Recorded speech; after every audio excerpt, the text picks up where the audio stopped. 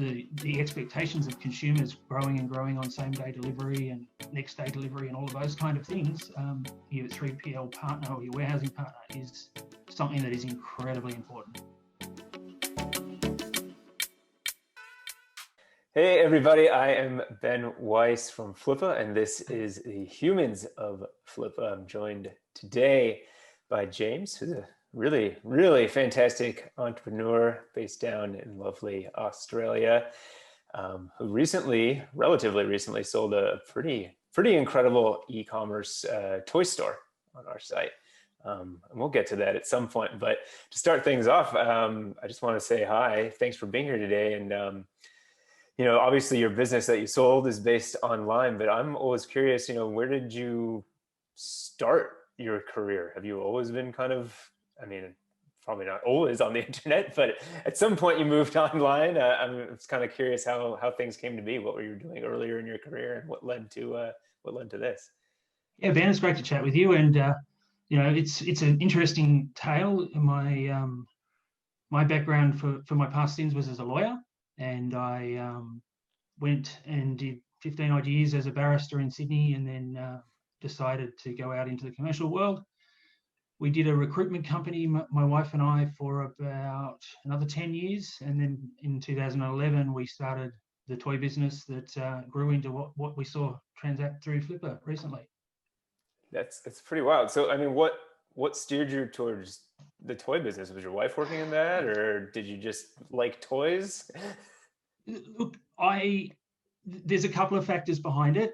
It was originally my wife's brainchild, to be fair to her, and it came about by quite a comical background.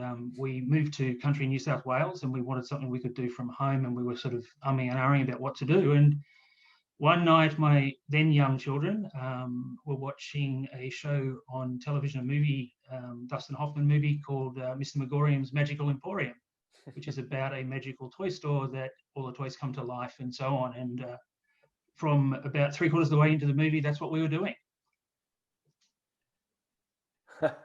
That's amazing. So you just watched a movie and said, we can make toys come to life online. Pretty much. The offerings online at the time, 10 years ago, were not as sophisticated as they are today. True. And we generally felt we could do something better that consumers, children, and everybody else who is involved in the toy world would enjoy. Yeah. So did either of you have experience online, or did you have to learn everything right off the spot? We started from nothing.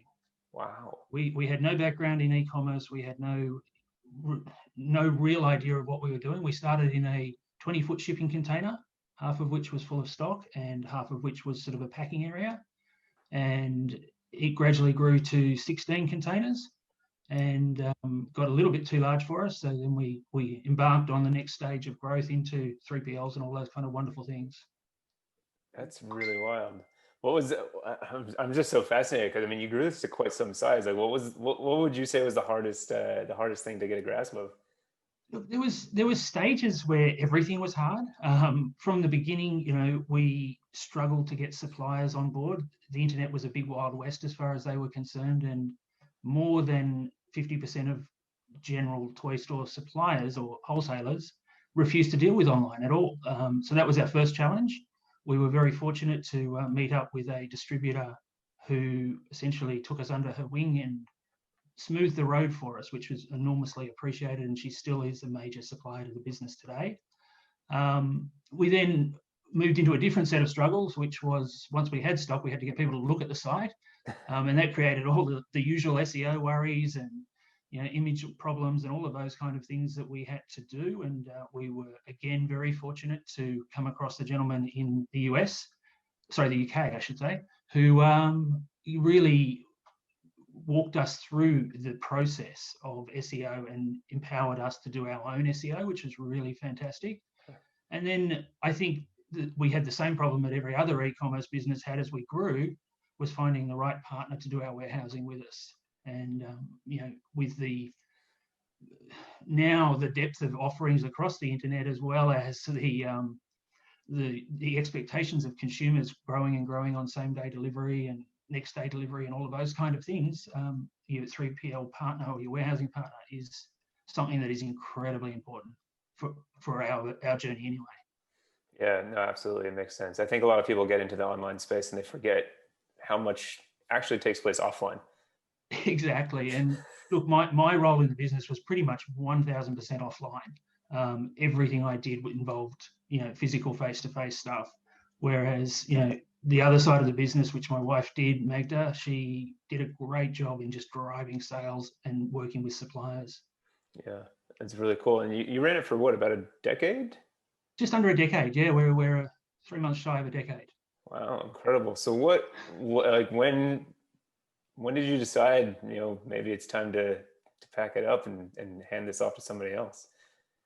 Well, we started talking about it before the great COVID of 2020, probably about August 2019. I'd say we started talking to a few brokers in Sydney and in Queensland about opportunities out there, and we got quite discouraged at that point, I've got to say, because generally speaking, the brokers that we spoke to were traditional bricks and mortar brokers who didn't understand the e-commerce space, and the the response was basically e-commerce isn't worth anything.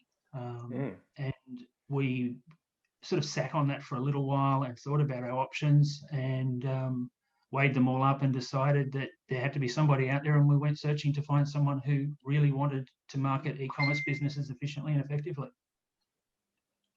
Yeah, it's interesting. So, I mean, was it kind of scary going out there thinking this thing you had completely built from scratch was now going to go into someone's hands and who knows what's going to happen with it next? Yeah, look, it is a little bit like I've got two children who have now grown up and about to leave home, and I think this is my third child that's grown up and left home now. So it is terrifying, and even to the point where the distributor that we work very close with from the beginning, she feels exactly the same. She looks at it as her baby as well as ours, and it's a great partnership to have had with so many people across so many industries. It's been fantastic. Yeah, absolutely. So are you 100% out of the business at this point, or are you still helping out a little bit? We're still consulting for a little while. We finished up the last of it at about 3 a.m. last night, so we're on the home stretch now, which is really fantastic. Yeah, that's cool to hear. So what are the plans? What's life like? I mean, you had a pretty decent exit with that business, so are We you did, happy? yeah. So we're going to take some time. One of the things we've got to do is my daughter's starting university next year, the last child, so get her settled. During that time, we're going to buy a boat in the States somewhere, and once COVID resolves itself, we're going to do something called the Coconut Milk Run, which is sailing from America through the Panama Canal and all those kind of things, down through the Med and into the islands and through the Pacific and down to Australia. Well, that is one of the coolest things that I've heard of anyone doing after exiting a business, Yeah, it's whether going to on be Flippa or fantastic. whether it's for $100 million to Facebook. That's pretty cool. Yeah, it's going to be a great trip. We're looking at about 5 years, and the kids will fly over and meet us at various Mediterranean locations. I have no doubt, but yeah, just a bit of time for us. That's that's spectacular. I mean, well deserved. That's it's really cool to hear someone who built this business and paid it off, and now you can have some fun. And that leads to an interesting. I've been asking everyone the same question at the Yeah, close of these talks, and God, I guess we'll ask it for just right now, but maybe you can give yeah. me a future answer. And that's just, what does your perfect day look like? What does my perfect day look like? Look, to be honest, my perfect day is watching the sun come up over the back of the boat, drinking a cup of coffee, and watching the sun go down with a beer in my hand at the end of the day as well. Everything in between is just great.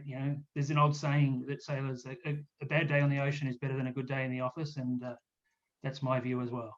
That's spectacular. I will leave it to that, and I'm just going to hope maybe you invite me on the boat at some point. I'll Well, bring I think you plenty. look I'll like a bring. I'll bring Mediterranean. beer. I'll bring beer, You look man. I'll like a bring beer. Mediterranean kind of guy, so I think you probably fit in quite well over there. Absolutely. I hope we can come along on your journey. That's great. Thank you so much, James. And it's been a pleasure. And look, Flippa has been fantastic for us. I think the only thing I would say that we made a mistake in the sales process, we didn't rely on our people enough to advise us. As much as the Flippa team were fantastic, we resisted it a little bit. If anyone's listening to this, rely on the team, rely on the people that support you. It makes the whole transaction so much easier. Absolutely. I'll take those wise words and spread them across the web. Thank you. Absolute pleasure, Ben. Thank you for all of your time and all of your assistance. And I'll go sailing. Right on.